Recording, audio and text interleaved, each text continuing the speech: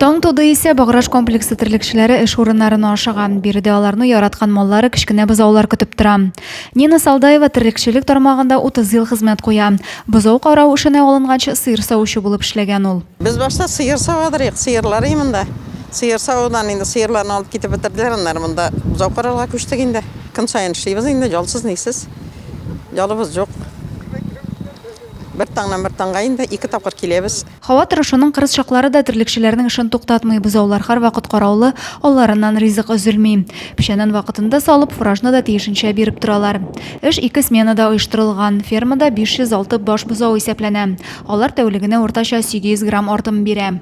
Яшь малларны 4-нчедән алабыз, бозауларны 60 көннән соң. И үзебез эштә 70-кә хәтле җиткерәбез дигән, шуны җибәрәбез Хушугага. Жылга где-то 400 башлап китә инде. Яшь бозауларны карау аеруча җаваплы һәм игътибар сорый торган эш. Екатерина Григорьева да терлекчелектә 25нче елын эшли. Моңа кадәр 9 ел дәвамында бозауларны салкын ысул белән тәрбияле. 98 елдан бирле эшлим. Башта 9 ел холодный методта яшь бозаулар карадым. Физик эш инде, өйрәнгәч авырлыгын күрмибез. Яратып эшлибез, яратмасак шуның хәтле еллар эшләмәс идек.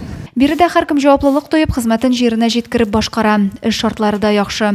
Бүлмәләрдәге чисталык биредә уңган терлекчеләр эшләвен дәлилли. Иң мөһиме ферма маллар бар. Димәк, авыл яши, авыл кешесенә эш бар диләр алар. Адилә Бирханова, Дин Сипатов, Зей хәбәрләре.